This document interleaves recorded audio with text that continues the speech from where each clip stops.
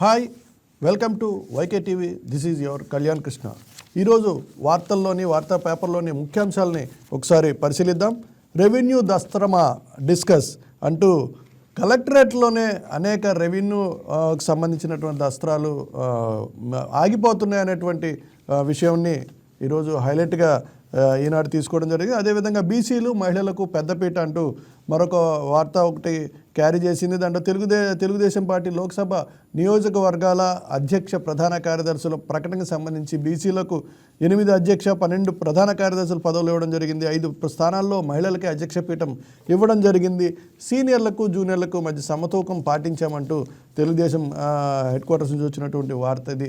దీనికి సంబంధించి నిన్న సీఎం ప్రకటించినటువంటి నేపథ్యంలో ఈ వార్తని హైలైట్గా క్యారీ చేయడం జరిగింది. ఆల్మోస్ట్ అన్ని పేపర్లు ఇదే విషయాన్ని క్యారీ చేసి, అదేవిధంగా మరొకటి రైల్వే ఛార్జీల పెంపు 26 నుంచి అమలంటూ ఒక వార్త క్యారీ అయింది. ఇది గుండెలు పగిలేటువంటి ఘటన కాకపోయినప్పటికీ రైల్వే ఛార్జీలు పెంపు అనగానే కొంత ఆందోళన క్యారీ అవుతుంది. సుమారుగా 1 పైసా నుంచి 2 పైసల వరకు టికెట్ మీద పెంచినట్టుగా మనకి న్యూస్ తెలుస్తుంది. ఇదొకటి ఈనాడు క్యారీ చేయడం జరిగింది. అదేవిధంగా తిరుపతి దేవస్థానం ఇక గ్లోబల్ బ్రాండ్ అంటూ మరొక వార్తను కూడా క్యారీ చేయడం జరిగింది. విదేశాల్లో శ్రీవారి ఆలయ నిర్మాణాలకు సంబంధించి ఈ వార్త మనకి స్పష్టంగా కొంత క్లారిటీ ఇస్తుంది. దానికి సంబంధించినటువంటి నిర్వహణకు సంబంధించినటువంటి ప్లాన్ ఆఫ్ యాక్షన్ జరుగుతున్నట్టుగా ఈ వార్త చెప్తుంది. దానికి సంబంధించి ఇప్పటికే 3 నమూనాలు సిద్ధం చేశారు.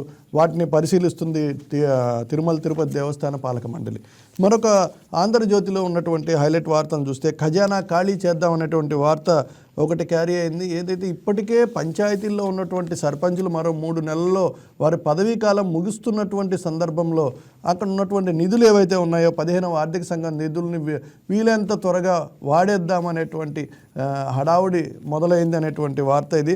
పంచాయతీల్లో వైసీపీ సర్పంచుల దందా అంటూ ఈ వార్త క్యారీ చేశారు. పదవిలో ఉండగానే సర్దేయాలని యత్నం, మార్చిలో ముగియనున్న పదవీకాలం, 15వ ఆర్థిక సంఘం నిధులు ఎడాపెడా ఖర్చు, చిన్న పనులకు పెద్ద ఎత్తున బిల్లులు డ్రా చేస్తున్నట్టుగా ఈ వార్త మనకి అక్కడ ఉన్నటువంటి పంచాయతీలో ప్రస్తుత పరిస్థితిని ఫోకస్ చేస్తున్నటువంటి పరిస్థితి ఉంది. అదేవిధంగా రైలు టికెట్ల ధరల పెంపు అనేటువంటి వార్త మరొకటి ఇదే సేమ్ ఇందాకేదైతే ఈనాడు క్యారీ చేసిందో అదే వార్తని మెయిన్గా వీళ్ళు క్యారీ చేయడం జరిగింది. కిలోమీటర్కి 1 నుంచి 2 పైసలు పెంపు అనేటువంటి వార్త ఇది. అదేవిధంగా 1,00,000 మంది టీచర్లపై టెట్ ఎఫెక్ట్ పడనుంది అనేటువంటి ఒక హెచ్చరిక వార్తని ఒకటి హైలైట్గా క్యారీ చేసింది. టెట్ లేని ఉపాధ్యాయులు 1,27,802 అంటూ ఒక గ్రాఫికల్ ఇన్ఫర్మేషన్ ఇవ్వడం జరిగింది. 5 ఏళ్లలోపు రిటైర్ అయ్యేవారు 23,207. వీరికి టెట్ నుంచి మినహాయింపు. పదోన్నతి కావాలంటే టెట్ రాయాల్సిందే. తప్పనిసరిగా రాయాల్సిన వారు 1,04,595 మంది. ఇప్పటికే అనేక టీచర్ యూనియన్లు వ్యతిరేకిస్తున్నటువంటి నేపథ్యంలో కోర్టు ఆదేశాలకు బేస్ చేసుకొని ఈ టెట్ ఎగ్జామ్ ఖచ్చితంగా ప్రతి గవర్నమెంట్ టీచర్ కూడా రాయాల్సినటువంటి నేపథ్యం ఉంది. అందులో అలా రాయాల్సిన వారు 1,00,000 పైగా ఉన్నటువంటి పరిస్థితి మనకి ఇక్కడ స్పష్టంగా కనపడుతుంది. అదే విషయాన్ని ఈ ఆంధ్రజ్యోతి క్యారీ చేయడం జరిగింది. ఇక కోడి రాజాకి యోగం అంటూ మరో ఒక వార్తను క్యారీ చేయడం జరిగింది. కొట్లాటకు ముందు మహారాజా పోషణ అంటూ ఏదైతే రానున్నటువంటి సంక్రాంతి సీజన్ దగ్గర పడుతున్నటువంటి పరిస్థితుల్లో అన్ని ప్రాంతాల్లో ముఖ్యంగా గోదావరి జిల్లాలో కోడి పందాలు విచ్చలవిడిగా సాగుతాయి. కొన్ని లక్షల రూపాయలు, కొన్ని కోట్ల రూపాయలు అక్కడ చేతులు మారుతున్నటువంటి పరిస్థితి ఉంటుంది. దానికి సంబంధించి ఏవైతే ఆ పందాల్లో పాల్గొనేటువంటి కోళ్లకు పూర్తి వాటికి జీడిపప్పుతో పాటు మద్యం కూడా ఇచ్చేటువంటి పద్ధతులు చాలామంది అవలంబిస్తుంటారు. అలాంటి రాజభోగం ఏదైతే ఆ బరిలోకి దిగే ముందర దాన్ని బలిష్టంగా చేసేటువంటి సన్నాహాలకు సంబంధించినటువంటి వార్త ఇది. అదేవిధంగా టీడీపీ పార్లమెంటు సారథులు ఖరారు అంటూ సేమ్ వార్తని ఒకటి క్యారీ చేయడం జరిగింది. అదేవిధంగా బీజేపీ కళ్ళద్దాలతో సంఘ్ను చూడొద్దు అంటూ కూడా ఒక వార్త క్యారీ చేసింది. ఆర్ఎస్ఎస్కు రాజకీయ అజెండా లేదు, హిందూ సమాజ రక్షణే సంఘ్ ధ్యేయం. ఆర్ఎస్ఎస్ చీఫ్ మోహన్ భగవత్ స్పష్టీకరణ అంటూ ఒక వార్త క్యారీ అయింది. సో మరొక వార్త దేవుడికి దొరకరు అంటూ కొందరు ఈవోలు గుడికి వారానికి వచ్చిన గొప్పే అంటూ ఒక వార్త క్యారీ చేసింది. ఇది వాస్తవం. ఎందుకంటే ఈవోలు అక్కడ పదవి వచ్చినంత వరకు అక్కడ ఆ పర్టికులర్ టెంపుల్స్లో ఆ పదవి వచ్చేంత వరకు తచ్చల్లాడుతుంటారు, అధికారుల చుట్టూ తిరుగుతుంటారు, ఉన్నతాధికారుల చుట్టూ తిరుగుతారు. అదేవిధంగా అనంతరం మనం నాయకుల చుట్టూ కూడా తిరుగుతూ ఉంటారు. పదవి వచ్చిన తర్వాత మాత్రం కేవలం వారు ఎప్పుడు వస్తారో వారికే తెలియని పరిస్థితి ఉంటుంది. కేవలం కొన్ని పెద్ద పెద్ద దేవాలయాలు తప్ప మిగిలిన అనేక దేవాలయాల్లో ఇలాంటి పరిస్థితి నెలకొంది. దాని మీదే చక్కటి ఫోకస్ చేసింది ఆంధ్రజ్యోతి.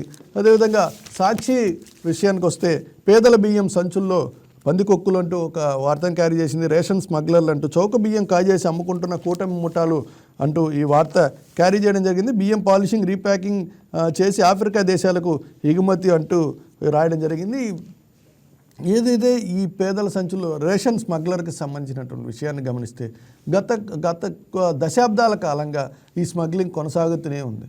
ఈ రేషన్ బియ్యాన్ని ఆపితే బతికే వాళ్ళు బతకరు అన్న టైప్లో ఈ కొనసాగింపు జరుగుతూ ఉంటుంది. ఎందుకంటే సంక్షేమ పథకాలు అమలు చేయాల్సినటువంటి బాధ్యత ప్రభుత్వాల మీద ఉన్న నేపథ్యంలో ఆ సంక్షేమ కార్యక్రమాల్లో భాగంగా వారికి బియ్యాన్ని అందించడం జరుగుతుంటుంది పేదలకి. సో వారు సొంతంగా బయటికి ఇవ్వడం కానీ లేదా పూర్తి స్థాయిలో వారు బయటికి వెళ్లకుండానే ముందు సైడ్ చేసి ఆ సరుకుని పూర్తిగా అమ్మడం అనేటువంటిది రెగ్యులర్గా జరుగుతున్నా కానీ దాని మీద పూర్తి స్థాయిలో ఫోకస్ పెట్టేటువంటి మెకానిజం లేకపోవడం బేసికల్గా దీనికి కారణమై ఉండొచ్చు. ఏ విషయమైనా సరే తదుపరి దీని మీద డిస్కస్ చేద్దాం. ఎందుకంటే ప్రభుత్వాలు మారుతాయే తప్ప రేషన్ స్మగ్లింగ్ మాత్రం మారుతున్నట్లేదు. దీనికి సంబంధించి ఇప్పటికే అనేక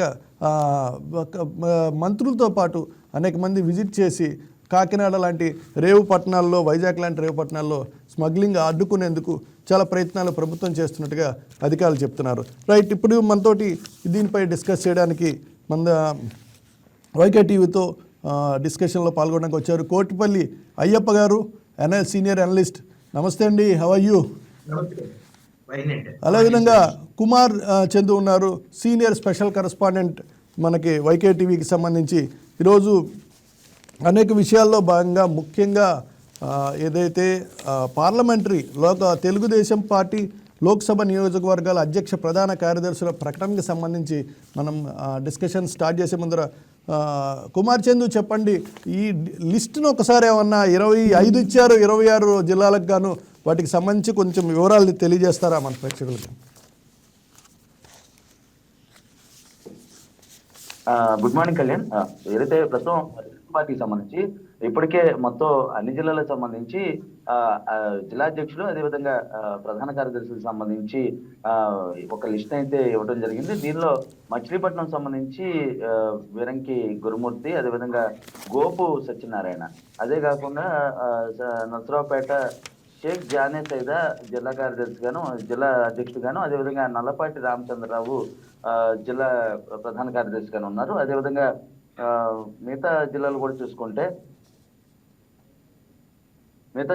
చూసుకుంటే మనకు చిత్తూరు షణ్ముఖ రెడ్డి, వై సునీల్ కుమారు, తర్వాత నెల్లూరు పేద రవిచంద్ర, చేజర్ల వెంకటేశ్వర రెడ్డి ప్రధాన కార్యదర్శిగా, ఒంగోలు ఉగ్ర నరసింహారెడ్డి జిల్లా అధ్యక్షుడిగా, అదేవిధంగా కొఠారి నాగేశ్వరరావు ప్రధాన కార్యదర్శిగాను, రాజంపేట సుగవాజి ప్రసాద్ బాబు జిల్లా అధ్యక్షుడు, ప్రధాన కార్యదర్శిగా పఠాన్ ఖాదర్ ఖాను, తిరుపతి పనబాక లక్ష్మి జిల్లా అధ్యక్షురాలుగా, డాలర్ దివాకర్ రెడ్డి ప్రధాన కార్యదర్శిగాను, అనంతపురం పోల నాగరాజు జిల్లా అధ్యక్షుడు, జి శ్రీధర్ చౌదరి ప్రధాన కార్యదర్శి, హిందూపురం సంబంధించి ఎంఎస్ రాజు జిల్లా అధ్యక్షుడిగాను, అదేవిధంగా హనుమప్ప ప్రధాన కార్యదర్శిగాను ఉన్నారు.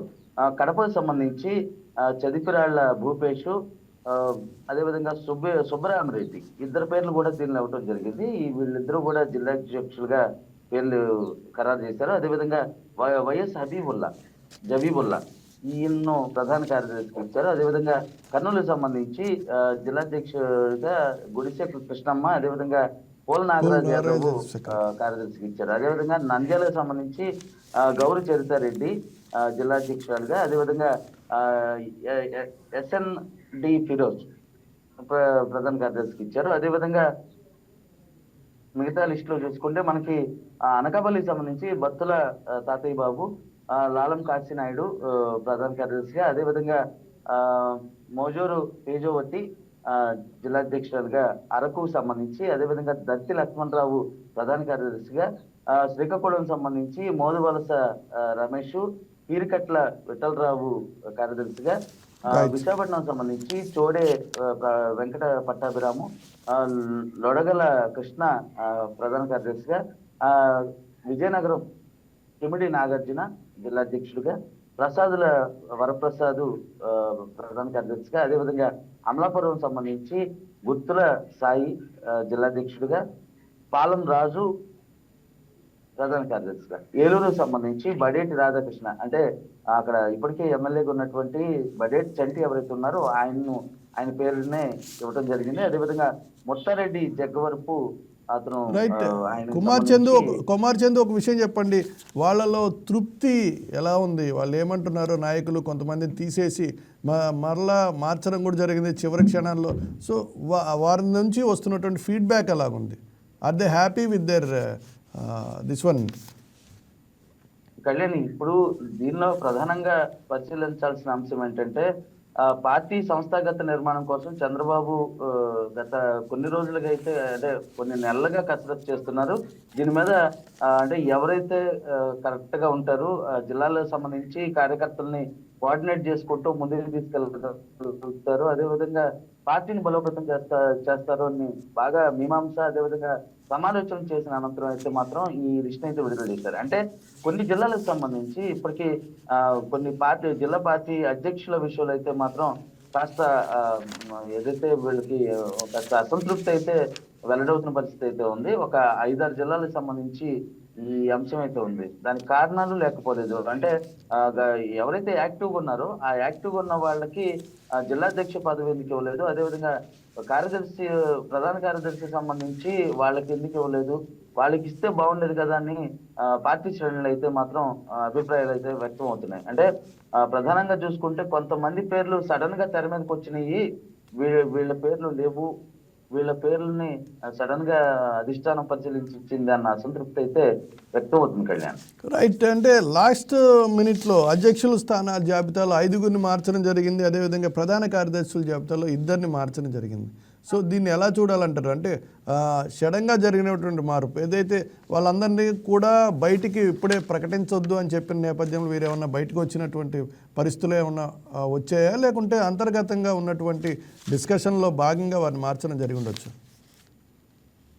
ఇక్కడ గతంలో అంటే కొన్ని రోజులుగా మంత్రి నారా లోకేష్ కావచ్చు, సీఎం చంద్రబాబు కావచ్చు, ఇద్దరు కూడా వీటి మీద ఫోకస్ చేసిన పరిస్థితి అయితే ఉంది. అంటే ఏ జిల్లాలో ఏ పార్టీస్ లో ఎవరు యాక్టివ్గా ఉన్నారు ఏంటి అని కూడా అన్ని విధాలా కూడా వాళ్ళు ఒక డేటాని అయితే తెప్పించుకున్నారు. అయితే పార్టీ సంస్థాగత నిర్మాణం అనేది ప్రధానంగా తీసుకోవాల్సిన అంశం అన్న ఉద్దేశంతో మంత్రి నారా లోకేష్ కొన్ని కీలకమైనటువంటి సూచనలు అయితే చేశారు. అంటే మొన్న ఈ మధ్య త్రిసభ్య కమిటీ కూడా దీనిలో కూర్చొని మాట్లాడటం కూడా జరిగింది. అయితే జిల్లాలకు సంబంధించి ఎవరైతే యాక్టివ్గా ఉన్నారో వాళ్ళని మాత్రమే ఎంకరేజ్ చేద్దాము, మిగతా వాళ్ళు అంటే పదవులు ఎలా అయినా సరే ఎవరికైనా ఇవ్వచ్చు, అంటే నామినేటెడ్ పదవులు అవన్నీ కూడా పార్టీలు ఇచ్చే పరిస్థితి అయితే ఉంటుంది. కాకపోతే ఏదైతే ఈ జిల్లా అధ్యక్షులు అదేవిధంగా కార్యదర్శులకు సంబంధించి వాళ్ళే పార్టీకి సంబంధించి పట్టుకొమ్మల్లాగా ఉంటారు కాబట్టి, అంటే రేపు పార్టీ అనేది బాగా రానున్న కాలంలో మరింత షైన్ అవ్వాలన్నా కూడా వాళ్ళు చాలా అవసరం కాబట్టి ఎవరైతే ఉన్నారో వాళ్ళని తీసుకున్నారు. కానీ కొన్ని చోట్ల అసంతృప్తులు ఉన్నాయి. రైట్. ఒక్క విషయం, మన సీనియర్ అనలిస్ట్ అయ్యప్ప గారు ఉన్నారు. అయ్యప్ప గారు చెప్పండి, తెలుగుదేశం పార్టీ లోక్సభ అధ్యక్ష కార్యదర్శుల కూర్పు సరిగ్గా జరిగిందంటారా? మీ అబ్జర్వేషన్లు ఏం చెప్తారు? కొంతమంది ఎమ్మెల్యేలు కూడా దాంట్లో ఉన్నారు, ఉగ్ర నరసింహారెడ్డి లాంటి వాళ్ళు. అంటే యాక్చువల్గా తెలుగుదేశం పార్టీ కొత్త సమీకరణాన్ని తెర మీద తీసుకొచ్చిందండి ఈ రోజున. ఆ కొత్త సమీకరణాలు ఏంటంటే, భవిష్యత్తులో లోకేష్ గారి యొక్క సారథ్యంలో తెలుగుదేశం పార్టీ నడవడానికి దానికి అనుగుణంగానే ఈ రోజున పార్లమెంటు స్థాయి ప్రధాన కార్యదర్శులు కానీ పార్లమెంటు స్థాయి అధ్యక్షులు కానీ నియమించడం కూడా జరిగింది. అంటే యువకులు ఉత్సాహవంతులైనటువంటి వ్యక్తులు ఇప్పుడు అమలాపురం చూసుకుంటే పాలం రాజు గారికి ఇచ్చారు.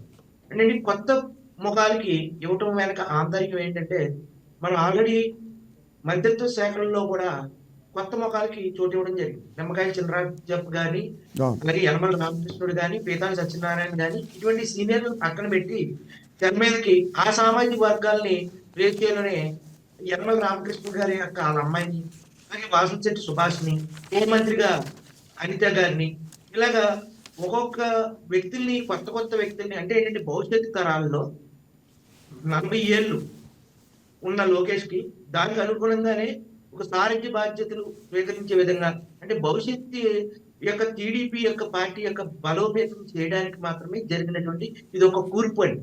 రైట్. ఇందులో కొంతమంది నిరాశావాహులు ఉంటారు. ఇంకా పాతకాయ చింతగా పచ్చలాగా ఇంకా ఎటొచ్చి ఒకే ఒక వ్యక్తి 86 సంవత్సరాలు ఒక రాజమండ్రి ఈ ఎమ్మెల్యే ఆయన రూరల్ ఎమ్మెల్యే బుద్ధి చౌదరి తప్ప అవును. మిగతా వాళ్ళకి కూడా లాస్ట్ టైం కూడా సీట్ల విషయంలో కూడా పక్కన పెట్టడం జరిగింది. భవిష్యత్తులో ఇదే విధంగా నియోజకవర్గాల యొక్క ఇన్ఛార్జీలు కూడా మారేటువంటి అవకాశాలు ఖచ్చితంగా ఉన్నాయి. ఇప్పుడు ఎవరైతే ఉన్నారో ఇప్పుడు జ్యోతిల్ నవీన్ గారిని తెర మీద తీసుకొచ్చారు. అవును. జ్యోతిల్ నెహ్రూ గారి యొక్క అబ్బాయిని జ్యోతిల్ నవీన్ గారిని ఒక పార్లమెంట్ కి అంటే ఏంటి వాళ్ళ నెక్స్ట్ ఈయన పక్కన పెట్టి వాళ్ళ అబ్బాయికి సీట్ ఇస్తారు. ఓకే. అట్లా ఒక కొత్త కూర్పుని కొత్త రకమైనటువంటి వ్యక్తుల్ని పార్టీకి క్రమశిక్షణతో పనిచేసేటువంటి వ్యక్తుల్ని పార్టీకి కొత్త రక్తం ఎక్కించడానికి ఒక ప్రయత్నంలో భాగంగానే ఈ కూర్పు జరిగిందని మీరు అబ్జర్వ్ చేయాలి. అంటే భవిష్యత్తును దృష్టిలో పెట్టుకునే 4 ఏళ్ల తర్వాత జరగబోయే ఎన్నికలను ముందే ప్లాన్ చేసుకుని ముందే జాగ్రత్త పడ్డారనొచ్చా తెలుగుదేశం పార్టీ? 100% ఇప్పుడు అది 100% కదండి. ఇప్పుడు మంత్రిత్వ శాఖల్లో చాలా మంది పాత సీనియర్లు అందరికీ కూడా బొకేలు ఇచ్చేసి కాబోయే మంత్రి గారని బోర్డులు ఫ్లెక్సీలు కట్టిన తర్వాత ఒకసారి తుస్మనిపిస్తూ వాళ్ళు అసలు లైమ్ లైట్ లో లేని నాయకులకి కొత్తగా వచ్చినటువంటి వ్యక్తులకి ఫస్ట్ సారి ఎమ్మెల్యే వారికి మంత్రిత్వ శాఖల్లో స్థానం ఇవ్వడం అనేది ఒకంత ఆశ్చర్యం కలిగించింది కూడా టీడీపీ తీసుకున్నటువంటి నిర్ణయం. కానీ అది నిర్ణయం అంటే అటువంటి సాహసోపేతమైనటువంటి నిర్ణయాలు తీసుకోవడం వెనక ఆంతర్యం ఏంటంటే ఖచ్చితంగా భవిష్యత్తు తరాల్లో లోకేష్ గారి యొక్క సారథ్యంలో ఇంకా ఈ పాత సింతకాయ పచ్చడి ఇంకా చంద్రబాబు నాయుడు గారి యొక్క ఆ కొలీజం పాత కొలీజం ఏదైతే ఉందో వాటిని పూర్తిగా పక్కన పెట్టి కొత్త వ్యక్తులకి ఇప్పుడు మీరు గమనించే ఉంటారు ఎవరైతే పాత కొంతమంది ఎమ్మెల్యేలకి చోటు దక్కలేదండి. ఇప్పుడు నిడదవోలు బూరుపల్లి శేషారావు గారు కానీ అలాగే వలవల బాబ్జీ గాని కొంతమంది ఆశించిన వారికి టికెట్లు దక్కల ఆడపిల్లి గురించి కానీ దక్కకపోయినప్పటికీ కూడా వారిని సంతృప్తి పరిచే విధంగా వారికి స్కిల్ డెవలప్మెంట్ కార్పొరేషన్ లేదా హౌసింగ్ కార్పొరేషన్ ఇటువంటి పదవులు అన్ని కూడా ఇవ్వటం కూడా జరిగింది. రైట్ సార్, ఎందుకంటే చెప్పండి ప్లీజ్ కంటిన్యూ. ఇటువంటి పదవులు ఇచ్చి వాళ్ళని సంతృప్తి పరచడం కూడా జరిగింది. ఏదో కొంతమంది ఇప్పుడు నరసాపురం మాజీ ఎమ్మెల్యే బండారు మాధవ నాయుడు ఇటువంటి కొంతమంది వ్యక్తులు టీడీపీకి అనుసంధానంగా ఉండేటువంటి కొంతమంది వ్యక్తులకి మాత్రమే అక్కడ పార్టీ పదవుల్లో కొంచెం అవకాశాలు ఇవ్వలేకపోయినప్పటికీ కూడా మలి దశలో అంటే మళ్ళీ పార్టీ కూర్పు విధానంలో నియోజకవర్గ ఇన్ఛార్జీలు ఉన్నాయి, ఇంకా కొత్తగా ప్రకటించవలసిన వాళ్ళు జిల్లా అధ్యక్షులు ఉన్నాయి, ఇంకా అనేక పదవులు కూడా భర్తీ చేయవలసినటువంటి అవసరం ఉంది. కాబట్టి వాటిలో కూడా ఈ ఎవరైతే ఆశావాహులు నిరాశావాహులు ఎవరైతే ఉన్నారో వారిని సంతృప్తి పరిచేటువంటి కార్యక్రమం కూడా ముందు కూడా జరగబోతుంది. రైట్ సార్, కుమార్ చంద్ ఒక మాట చెప్పండి. అయ్యప్ప గారు చెప్తున్నారు యువతకి పెద్దపీట వేశారని. ఒక పక్క ఇచ్చినటువంటి ప్రకటన తెలుగుదేశం పార్టీ విడుదల చేసినటువంటి ప్రకటన గమనిస్తే సీనియర్లని జూనియర్లని సమాన ప్రాతిపదికనే తీసుకోవడం జరిగింది. మహిళలకు పెద్దపీట వేసాం, అదేవిధంగా బీసీలకు పెద్దపీట వేసామని చెప్తున్నారు. సో లోకేష్ రాబోయే కాలంలో కాబోయే సీఎంగా దృష్టిలో పెట్టుకునే యువతని ఎక్కువ అవకాశం కల్పించారా లేదా ఇద్దరికి ఈక్వల్గా ఉన్నారా ఇప్పుడున్నటువంటి డేటా చూస్తే? కళ్యాణ్, ఇప్పటి వరకు మనం ఆ డేటా చూసుకుంటే అయ్యప్ప గారు చెప్పినట్టుగానే ప్రస్తుతం ఇద్దరికి సమానంగా అంటే అటు పాత వాళ్ళకు కూడా కొన్ని మాక్సిమం స్థానాలు దక్కాయి, ఎక్కువ యువతకైతే ప్రాధాన్యత ఇచ్చిన పరిస్థితి ఉంది. అంటే ప్రధానంగా ఇప్పుడు నెక్స్ట్ లోకేష్ తెర మీదకి వస్తారు, ఆయన పార్టీ సంబంధించి ప్రధానంగా సారథ్యం వహిస్తారు, అదేవిధంగా త్వరలో ఆయన దీనికి వస్తారు, సీఎం దానికి వస్తారు రేసులోకి అన్న ఇదిలో ఆయన టీం సంబంధించి అంటే ఇప్పటికే చాలా మంది యువకులు అయితే ఉన్నారు టీడీపీలో, వాళ్ళకి ఇప్పుడు ఏదైతే లిస్ట్ ఉందో లిస్ట్ లో సముచిత స్థానం ఇచ్చారనే చెప్పుకోవాలి. అంతేకాకుండా పాత వాళ్ళని అంటే ప్రస్తుతం ఉన్న దాంట్లో కంప్లీట్ గా సీనియర్లైనా కానీ లోకేష్ టీం అనుకోవచ్చా? వాళ్ళు కూడా లోకేష్ టీమే కళ్యాణ్. ఎందుకంటే ఇప్పుడు కొంతమంది ఉన్నారు. ఇప్పుడు విజయవాడకు సంబంధించి మనం చూసుకుంటే గద్దె అనురాధ గతంలో ఆవిడ మాజీ జడ్పీ చైర్పర్సన్ గా చేశారు. అదేవిధంగా ఎమ్మెల్యే గద్దె రామ్మోహన్ సతీమణి ఆవిడ. అంతేకాకుండా పార్టీ శ్రేణుల్లో ఆవిడకి కొంచెం బలమైన నాయకత్వం అయితే ఉంది. అంతేకాకుండా ఆవిడ రానున్న కాలంలో అంటే గద్దె ఫ్యామిలీకి సంబంధించి ప్రధానంగా కృష్ణా జిల్లా రాజకీయాల్లో వాళ్ళు కీలకమైన పాత్రను పోషిస్తున్నారు. సో కాబట్టి వాళ్ళైతే బాగుంటుంది. రానున్న రాజకీయ సమీకరణాల్లో వాళ్ళు అంటే కార్యకర్తలను చైతన్యపరచడంలో కావచ్చు, సమన్వయం చేసుకోవటంలో కావచ్చు, వీళ్ళ పాత్ర ఎక్కువగా ఉంటుందన్న ఉద్దేశంతో వాళ్ళ ఫ్యామిలీకి ఇవ్వటం జరిగింది. అలా చూసుకోవచ్చు. అదేవిధంగా ఏలూరు సంబంధించి ఇప్పుడు ప్రస్తుతం ఉన్నటువంటి సిట్టింగ్ ఎమ్మెల్యే ఎవరైతే ఉన్నారో బడేటి రాధాకృష్ణ ఎవరైతే ఉన్నారో ఆయన్ను కీలకంగా తీసుకోవడం జరిగింది. అంటే బడేటి వారు అంటే అక్కడ ఏలూరు సంబంధించి కీలకమైన పాత్రను అయితే పోషిస్తుంటారు. అదేవిధంగా వాళ్ళు క్షేత్రస్థాయిలో ఎప్పటికప్పుడు ప్రజలతో మమేకమై తిరుగుతుంటారు. సో ఈ నేపథ్యంలోనే బడేటి ఫ్యామిలీకి మళ్ళీ ఇవ్వటం జరిగింది. ఇలా మనం చూసుకుంటే ఎక్కడికక్కడ. Right sir. అయ్యప్ప గారు ఒక మాట చెప్పండి. మనకి ఇక్కడ డేటా చూసినట్లయితే అనకాపల్లి కోట్నే బాలాజీ, నరసరావుపేట కొమ్మాలపాటి శ్రీధర్, అనంతపురం స్థానానికి ఈవెన్ కాలువ శ్రీనివాస్, చాలా సీనియర్ మోస్ట్ లీడర్ కాలువ శ్రీనివాసులు, అదేవిధంగా కర్నూలుకి షేక్ వహీద్ హుస్సేన్, నంద్యాలకు మన్నే సుబ్బారెడ్డి పేర్లని ఫస్ట్ ప్రకటించిన లిస్టులో ఉంది. అయితే లాస్ట్ మినిట్లో వాళ్ళని రీప్లేస్ చేయడం జరిగింది. సో కాలువ శ్రీనివాస్ లాంటి వ్యక్తులను కూడా పక్కన పెట్టడంలో ప్రత్యేక కారణాలు ఏమైనా ఉన్నాయా? ఇక్కడ కొన్ని కారణాలు ఉంటాయండి. కారణాలు ఏంటంటే సామాజిక వర్గ అంశాలను కూడా పరిగణలోకి తీసుకుంటారు. ఓకే. ఇప్పుడు ఏలూరు మన కుమార్ చంద్ గారు ఏదైతే చెప్తున్నారో, బడేటి బుజ్జి అనే వ్యక్తి మాజీ ఎమ్మెల్యేగా ఉంటూ ఇప్పుడు బడేటి చంటి అనే వాళ్ళ తమ్ముడు అండి, ఆయన ఎమ్మెల్యేగా ఉన్నారు. ఫస్ట్ టైం ఎమ్మెల్యే అండి. ఫస్ట్ టైం ఎమ్మెల్యేగా చేసి ఇప్పుడు ఏలూరు పార్లమెంట్ స్థానం యొక్క అధ్యక్షుల పదవికి ఆయనకి ఇవ్వటం జరిగింది. ఎందుకు అంటే ఆయన యంగ్ అనమాట. యంగ్ అండ్ డైనమిక్, ఇప్పుడు కొత్తగా వచ్చారు. సామాజిక వర్గాల యొక్క రేషియో ప్రాతిపదికన కూడా ఇవ్వడం జరిగింది. సామాజిక వర్గాలు అంటే అమలాపురంలో బేసిక్ గా చూస్తే కాపు కమ్యూనిటీ ఎక్కువ అండి. అక్కడ పల్లవరాజు గారికి ఇచ్చారు. అలాగే బెక్కంపేట ఎక్కువ కాపుల కమ్యూనిటీ. అంటే గోదావరి జిల్లాల్లో ఏ సామాజిక వర్గాలు పెద్దన్న పాత్ర పోషించి పార్టీకి ఉపయోగపడతాయి, ఏ సామాజిక వర్గాల యొక్క ఓట్లు ఎక్కువ ఉన్నాయి, అక్కడ మళ్ళీ 2 సామాజిక వర్గాలు ఉన్నాయనుకోండి, ఒక బీసీ ఒకటి ఎస్సీ అనుకోండి. ఆ రకంగా ఇప్పుడు ఆచంట చూసుకున్నామండి, ఆచంట ఒక బీసీకి ఇచ్చారు. అట్లా సామాజిక వర్గాలు బీసీ ప్రధాన కార్యదర్శి ఒక సామాజిక వర్గం నుంచి ఉంటే ఇంకో సామాజిక వర్గంలో ఉన్న వ్యక్తులేమో అధ్యక్షులుగా ఉన్నారు. అలా సామాజిక వర్గాల యొక్క ఓట్ల రేషియోలో ఆ సామాజిక వర్గాలలో వాళ్ళు చెప్తే ఓట్లు పడే విధంగా ఉండేటువంటి నాయకులను కూడా తెర మీదకి తీసుకురావడం జరిగింది. ఇంకా అదే నేను చెప్పాను కదండి, పాత వ్యక్తులు రాలేదంటే వాళ్ళని ఏదో రకంగా ఇంకో నామినేటెడ్ పదవిలో ఇంకో భవిష్యత్తులో జరిగేటువంటి జడ్పీ ఎన్నికలు జరుగుతున్నాయి, జడ్పీ పరిషత్ కానీ మండల ప్రెసిడెంట్లు కానీ ఇంకా చాలా అనేక పదవులు ఉన్నాయి కదా. భవిష్యత్తులో జరిగేటువంటి స్థానిక సంస్థలు, పంచాయతీరాజ్ ఎన్నికలు చాలా ఉన్నాయి. వాటిల్లో వాళ్ళని సంతృప్తి పరిచేటువంటి అవకాశం కూడా ఉంది. ఇంకా కొన్ని నామినేటెడ్ పదవులు ఉన్నాయి. భవిష్యత్తులో కొన్ని ఎమ్మెల్సీలు కూడా ఖాళీ అయ్యేటువంటి అవకాశం కూడా ఉంది 2 సంవత్సరాల కాబట్టి.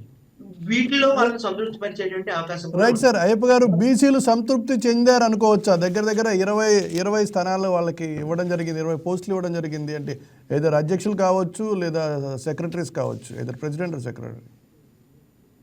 అంటే మనం బీసీలు సంతృప్తి చెందారా అంటే ఇప్పుడు ఎవరైతే ప్రకటించారో ఆ నాయకుల యొక్క పనితీరు ఆధారంగా అక్కడ బీసీ సామాజిక వర్గాలను కలుపుకుని పోయి వాళ్ళ ప్రజా సమస్యల్లో క్షేత్రస్థాయి నుంచి కూడా వాళ్ళకి అందుబాటులో ఉండేటువంటి వ్యక్తులు ఎవరైతే ఉన్నారో వాళ్ళ ద్వారా బీసీలకు న్యాయం జరుగుతుంది తప్పండి వ్యక్తులను ప్రకటించినంత మాత్రాన్ని ఆ బీసీలు పెద్దపేట వేశారు, చిన్నపేట వేశారు. అలా బీసీలు ముఖ్యమంత్రులుగా ఉన్నటువంటి కొన్ని రాష్ట్రాల్లో బీసీలు పట్టించుకునే నాదుడే లేదు.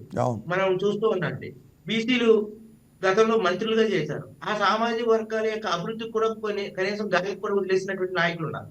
అంటే బీసీ ఒకరికి ఏదో ఒకళ్ళిద్దరికి మంత్రి పదవులు, ఎమ్మెల్యే పదవులు ఇచ్చేసినంత మాత్రాన బీసీలు అందరూ బాగుపడిపోరు. బీసీలు ఎప్పుడు బాగుపడతారు?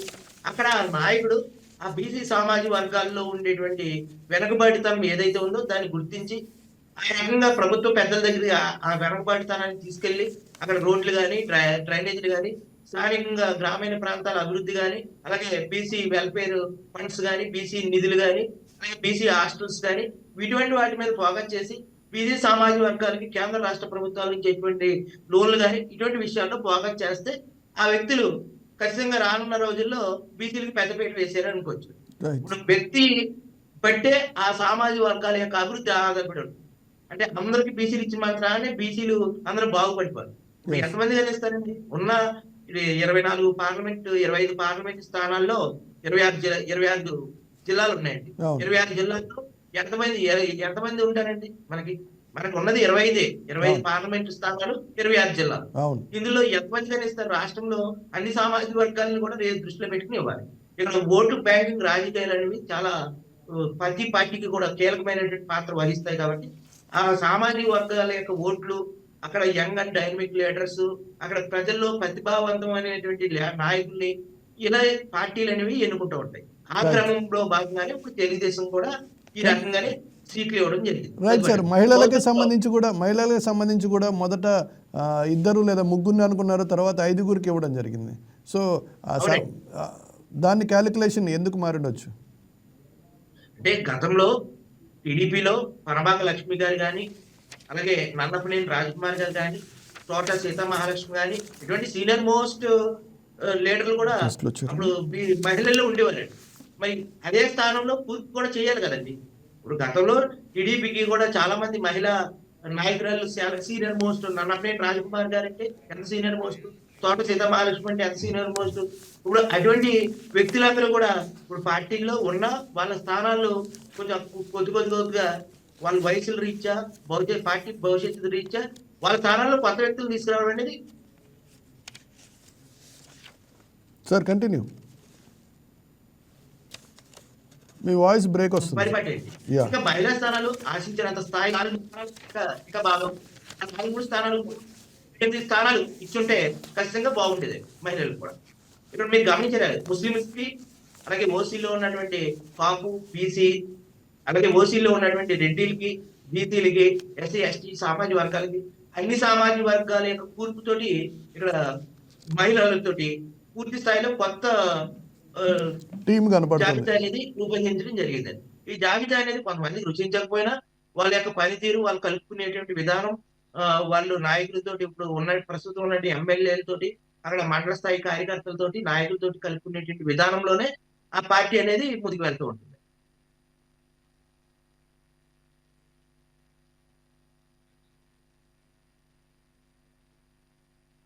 వేరే డిస్కషన్కి వెళ్ళే ముందర రైల్వే ఛార్జీల పెంపుకు సంబంధించి 26 నుంచి అమలవుతుందని ఒక న్యూస్ బయటికి రావడం జరిగింది. సబర్బన్ నెలవారీ సీజన్ టికెట్లకు 215 కిలోమీటర్ల లోపు సాధారణ ప్రయాణికులకు మాత్రం మినహాయింపు ఉంటుంది. మిగిలిన వారికి మాత్రం వడ్డింపు తప్పదు. దగ్గర మీకు 1 నుంచి 2 పైసలు చొప్పున కిలోమీటర్ పెరిగేటువంటి అవకాశం. దీన్ని ఎలా చూడొచ్చు? ఎంతవరకు ఇది ఏమన్నా ప్రజల మీద భారం పడేటువంటి ప్రమాదం ఏమన్నా కనిపిస్తుందా మీకు? అయ్యప్ప గారు, ఇప్పుడు యాక్చువల్గా రైల్వేలో ఇప్పుడు మనం చూస్తూ ఉన్నాం. గతంలో కాంగ్రెస్ ప్రభుత్వం కంటే కూడా బీజేపీ ప్రభుత్వం రైలు కానీ, రోడ్డు మార్గాలు కానీ, ఇప్పుడు నేషనల్ హైవేస్ ఎక్కడ చూసినా హైవేలు కానీ, అట్లాగే రైల్వే స్టేషన్లు కానీ ఎంత అభివృద్ధి చేస్తున్నారో మీరు చూసే ఉంటారు. ఇప్పటికి వందే భారత్ ఎక్స్ప్రెస్ నరసాపురం నుంచి కూడా వేయడం కూడా జరిగింది. ఇప్పుడు ఈ రోజున వందే భారత్ ఎక్స్ప్రెస్లు కానీ, రైల్వేలో ఉన్నటువంటి వసతులు కానీ, ఇప్పుడు ఆన్లైన్ సిస్టమ్ కానీ, రైల్వే కంపార్ట్మెంట్లు కానీ, ప్లాట్ఫామ్స్ కానీ ఎంతో అభివృద్ధి చేస్తూ ఉన్నారు. ఇటువంటి అభివృద్ధి చేసే క్రమంలో ఇప్పుడు జీతాలు కావాలి, కొంత బడ్జెట్ నిధులు కూడా కావాలి. ఇంత దేశం ప్రపంచంలోనే అతిపెద్ద వ్యవస్థ కలిగినటువంటి రైల్వే వ్యవస్థ మనది. అతిపెద్ద ఎక్కువ మొత్తంలో రైలు నడిపేటువంటి వ్యవస్థ మనది ఒకటేనండి. ఇటువంటి వ్యవస్థల్లో ఇంత పెద్ద భారీ వ్యవస్థకి ఖచ్చితంగా భవిష్యత్తులో ఇంకా అభివృద్ధి చెందవలసిన అవకాశం ఉండదు. కాబట్టి అతి తక్కువగా ఉన్నటువంటి రైల్వే ఛార్జీలు పెంచడం అనేది కామనే. మనిషి యొక్క సగటు ఆదాయం పెరుగుతూ ఉంది ప్రతి ఏడాదికి కూడా. అదేవిధంగా ఇప్పుడు తాపీ మేస్త్రి చూసుకున్నాం. గతంలో 500 కూలి నుంచి ఈ రోజున 1000 రూపాయల దాకా అయిపోయింది తాపీ మేస్త్రి. అలాగే పెరుగుతున్నటువంటి నిత్యావసర సరుకులు, పెరుగుతున్నటువంటి ధరలు, పెరుగుతున్నటువంటి లివింగ్ కాస్ట్, వీటిని దృష్టిలో పెట్టుకుని ఉద్యోగులు కూడా జీతాలు పెంచాలి. కాబట్టి ఆ రకంగానే ప్రయాణికుల యొక్క ఛార్జీలు కూడా పెంచడం అనేది జరుగుతుంది. ప్రతి ఏడాది పెంచట్లేదు కదండి, ప్రతి 5 సంవత్సరాలకో 10 సంవత్సరాలకో పెంచుతున్నారు. అది ఖచ్చితంగా పెంచాలండి. పెంచితేనే కదండి ఇప్పుడు ఛార్జీలు పెంచి ఏ రకంగా అయితే డబ్బులు తీసుకుని ఇన్ఫ్రాస్ట్రక్చర్ డెవలప్ చేయాలి, ప్రయాణికులకు అవసరమైనటువంటి ఏర్పాటు చేయాల్సి ఉంటుంది. అవునండి. Right sir. Kumar Chandu, public ఏమంటున్నారు దీనికి సంబంధించి?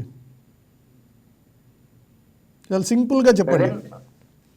కళ్యాణ్ ఏం లేదు, ఇప్పుడు ప్రస్తుతం అయితే మాత్రం రోజు రోజుకి రైల్వే శాఖ కొత్త పద్ధతులను అయితే ప్రకటిస్తుంది. రోజుకొక విధంగా నిర్ణయాలు తీసుకుంటున్నారు. అంటే ఎట్లయితే ప్రయాణికులకు కొంచెం ఇబ్బంది లేకుండా వాళ్ళు ప్రయాణాలు చేసుకోవచ్చు అన్న కోణంలో అయితే మాత్రం ముందుకు వెళ్తున్నారు. అందులో భాగంగానే ఇప్పుడు ఛార్జీలు పెంచారు. అంటే వాళ్ళకి ఎక్కువ వెసులుబాట్లు, అంటే ఎక్కువ ఫ్లెక్సిబిలిటీస్ ఇవ్వడానికి రైల్వే శాఖ అయితే ముందుకు వచ్చిందని చెప్పాలి. దీన్ని ఒక శుభ పరిణామం కింద చూడాలని చెప్పి అంటున్నారు. అంటే బయట ఇప్పుడు ప్రైవేటు యాజమాన్యాలకు సంబంధించి ఏ టికెట్లు కొన్నా ఎక్కువ ధరలే ఉంటున్నాయి. సో గవర్నమెంట్ కొంచెం మంచి సదుపాయాలు సౌకర్యవంతంగా ప్రయాణాన్ని కల్పిస్తున్న నేపథ్యంలో అయితే మాత్రం ప్రయాణికులు అయితే సంతోషంగా ఉన్నారు. Right. Thank you very much for joining us Ayyappa garu, అదేవిధంగా కుమార్ చందు. చిన్న బ్రేక్ తీసుకుందాం, తిరిగి మరి ఈ డిస్కషన్ని కంటిన్యూ చేద్దాం.